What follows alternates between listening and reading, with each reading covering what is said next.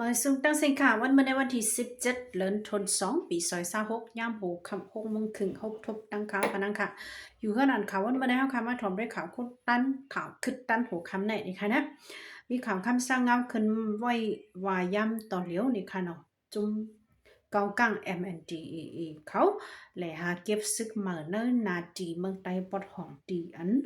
วันเจอเขากุ้มกำไว้วันไหนค่ะ เดเป็นเจอทุ่งนำปองในคณะวันนำโค้งวันตันเวนวันในคณะหิมหอมอันเขามือปักเศร้าอยู่ไว้หิมหอมเนเวียงหลาเสียวจะได้วันไหนค่ะในก็วันอ่อนเรียกก้วยก็ย้อน1 วันหมอกหาเกาะในคณะป้อมปันก็อำไลเฮ็ดให้มันปุ่นไหลนั่นค่ะนะมีก้นก็เอาเงินให้กะหาจังเปิ้นมาปันถึงจันนั่นเอาในค่ะเนาะมันเป็นโรงหยับกันตลอดพี่น้องคนเมืองได้ว่าวันนี้ค่ะตาได้ออกไปเดี๋ยวลักไปว่าก็พูดเดไปก็ตั้งเลยเนี่ยค่ะนะหรือในนำก้าเนี่ยค่ะเนาะเนวันตันเวนอันเขาว่าเนี่ยก็ก้นวันใน1 คืน 1เกาะเฮ็ดไรเนี่ยค่ะนะซึกในการเดลเฮ็ดวันนี้ค่ะเมื่อพ้องปังเพนซึก1027ป่นมานั่นก็ก้นวันอันอยู่เนวันตันเวนวันน้ำคงแน่หิมพอมนั่นนะคะนะเลยส่งปัญหาเขาหอพักจุ้มเกากั้งเขามาเอาวันไหนคะเนาะอ่าว่าเหตุตับซึกเกากั้งเลยฮะเก็บซึกอยู่คือๆย่อยๆจังไหนแหละก้นปืนตีตั้งนำตั้งไรอำฮัดอยู่ฮัดเซาไปออกไปอยู่ตังตีตังเว้งก็มีดังน้ำเนี่ยค่ะในก็ลงตั้งอันเฮ็ดให้เมืองใต้เฮาค่ะห้ามลงหนึ่งนะคะเนาะในก็โหนึงค่ะในก็ข่าวคำสังเงาค่ะนะแต่ไม่สืบเสียวก็เฮาค่ะมาถ่อมด้วยทางโหเนี่ยค่ะมีข่าว VOM ขึ้นมาว่าย่ำต่อเหลียวในคณะเขกวนเมืองเขอันยอบไรเนการจับฉานเมื่อป่นมาหิมเมืองใหญ่เลยสังหิมสีโปเลยสังเนี่ยค่ะเนาะเมื่อป่นมาอันยอบไรเป็นข่าวข่าวลงจะนั้นตั้งมุมมดสีปากไปนี่ค่ะย่ำต่อเหลียวเอาไข่กว่าอยู่ไว้ดีในขอกขังเวงลาเซียววันไหนค่ะเนาะภายภูมิปุนพรเขาตีเจ็ดทัดโดยปืนเขาหลีลีงามๆมีเอาตีส่งโตขึ้นในค่ะนะ ย้อนเปิดสังเลเฮ็ดนั่นล่ะเน่มึงแค่หนังกันก็เข้าหนังกันก้อยหยอกเลียนกันเสิหาเอามาขายกินกันจังได๋ก็มีนั่นค่ะนะหามันจังหนังเฮาค่ะเมืองมันหนังกันนั่นค่ะน่ะเนาะปุ้มฮู้ว่าหากันในออนไลน์เนี่ยยามเปิ้นหลอกกินหลายแฮเอากว่าขายเฮาเนอจุงกะขายป่นแล้วเนอจุงการเฮ็ดการจับแผนนั้นจังได๋ก็ได้มีเนี่ยค่ะนั่นก็เป็นแถวโหนึกนะคะเนาะ ถ้ามุมมดสีปากไปย้ำต่อเหลียวเอาเขาค่ายไรกว่าอยู่ที่คอกขังเวลาเซียวเมืองใต้ปอดของวันไหนค่ะโหนับก็ได้มีหมอกสีปากไปในขณะอันย่อมเลยกุฏิกุตั้งอันเป็นข่าวอยู่เนื้อวงวังป่นมาเจอเนี่ยค่ะเนาะสืบเสียวก็เฮาคามาถ่อมด้วยทางข่าวโหในปองค่ะนะหึงผักเลินไปเอาซึกเกาก้างไปย่อมปล่อยปันก้นเมืองวันเจดทางหาเกาะวันไหนค่ะ ย้อนปัญหาการคุดค้ำนะวันเจทุ่งน้ำปองเวลาเซลเซสึกเกากลางติงยาบอกก้นเมืองกว่ากุ้มขังตัวไว้ดีวิงแซนวี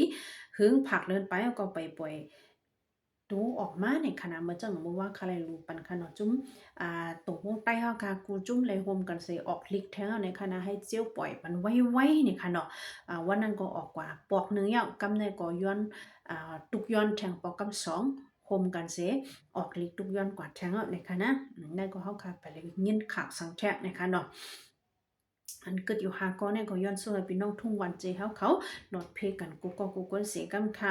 กำในมาถ่อมด้วยทางข่าวคำสร้างงาโหในค่ะเมืองใต้ปอดจันเจเวงยองหวยเนวันสปีกุ๊กในค่ะนะภายเปลี่ยนโอปโอเขาในค่ะเด็กเด็งเฮาก้นเหมือน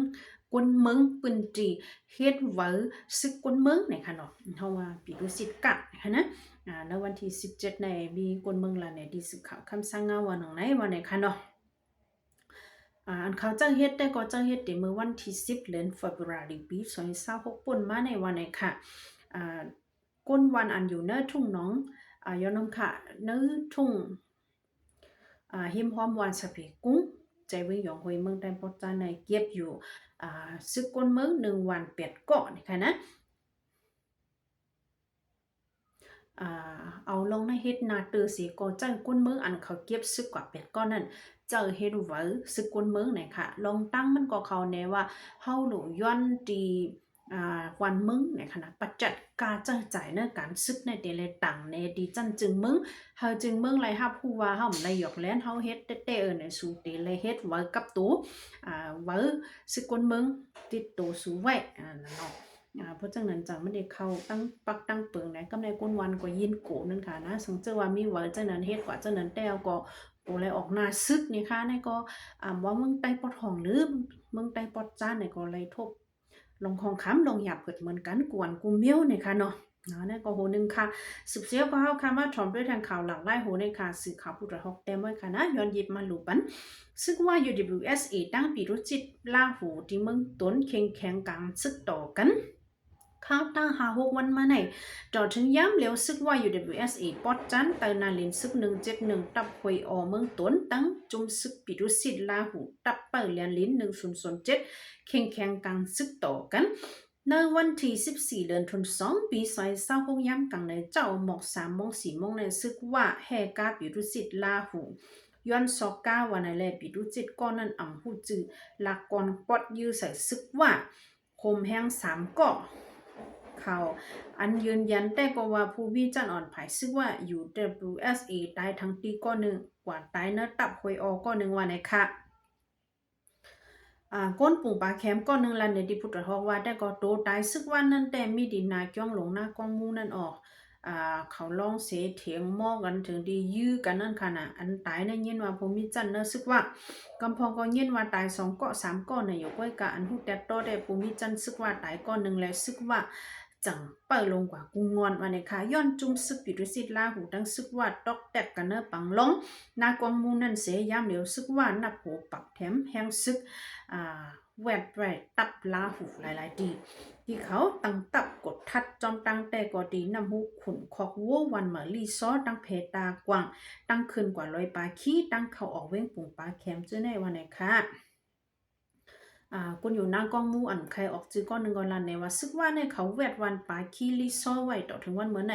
ตับลาหูมีดินนันตี 1ตีเมื่อหางตี 1เงี้ยข่าวว่าซึกมันอ่ำปันว่ายือลาหูอันเอาแห้งซึกออกมาปิดดังโกนะคะทั้ง7 วันในเฮอถอนปันวันในค่ะอันนี้ก็เข้ามือปันแห้งในสึกเขาผู้ตรวจเข้าคาอะไรค่ะนะค่ะได้เดลูปันกำพองไปในค่ะเนาะเพราะว่าเดลูดังหมดมันดียาวย่ำต่อเร็วแน่ก็อะไรว่าอะไรไม่ใจอะไรไปอะไรภายนี่ค่ะนะ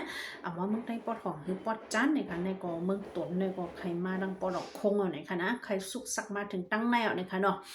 ในก็ลาหูตั้งเกาก้างในค่ะมีปัญหากัน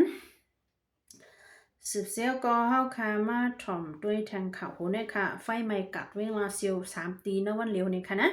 เมื่อว่าวันที่16 เดือนธันวาคมวันย้ำไว้วันหมอกค่ำ3 โมงครึ่งไฟไหม้หั่นขายกุ่นเนื้อกัดลงเวลาเซียวเนื้อข้าย่ำเหลวกัน3 ตีก้นเมืองตั้นเขขึ้นข้าย่ำเลยตั้นลู่ซุ้มโคของน้ำวันไหนค่ะก้นเมืองก็อยู่เวลาเซียวก่อน1 ลัดดีฟุตฮอว่าเป็นพ้องเฮาจึงมีเนื้อกาดตึงหาซึกโคอยู่ก้นอ่อนกันสั่นเผิดถามต้วยเป็นทางหลายในไฟไหม้ในนั่นขนาดเนาะไม่3 ตีพร้อมๆกันกะกาตั้งเขไฟ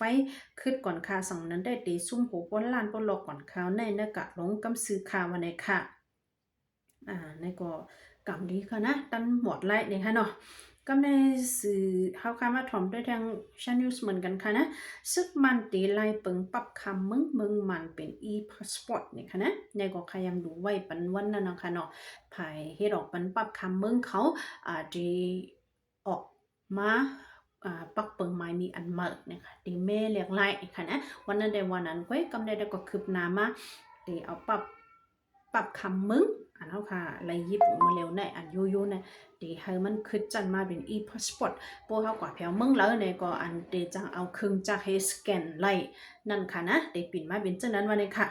ปรับคำเมืองสีเหลืองเมืองโฮมตุ้มอันเจอที่ว่าอยู่ย่ำเหลียวในฝ่ายห้องการพ้องหลงในเมืองเขาหางแฮนจัดแผนตีลายเปิงสีขึ้นจันเฮ็ดเป็นดิจิทัลพาสปอร์ตอันห้ออีพาสปอร์ตเปิดเขามีลงห่มลมแน่นหนามาหรือกับวันในค่ะนี่ก็เป็นข่าวตอนนั้นวันเมื่อในค่ะเนาะคันคำแต่ก็ยังถึงเหมือนเก่าค่ะนะ1 ปรับไป5 เสียนอิดนี่ค่ะเนาะคันเงินก็เหมือนเก่าค่อยค่ะข่าวตอนนั้นโหคำได้ก็อยู่ยังว่าพี่น้องเขาเตไลใจถ่อมอยู่ในค่ะนะเป็นอันดีสนใจหลายๆในค่ะเนาะสังเจ้าว่าอะไรใจถ่อมในก็แค่ดองก็ไลค์ก็แชร์กันค่ะอย่างนำเสียงกำค่ะย้อนซุปปันพี่น้องเขาอยู่ลีกินวันกระดินแคมสามมีลีเป็นหลอดเพกันกุฏิกุดังกูก็เป็นเสียงกำติค่ะมาส่งค่ะ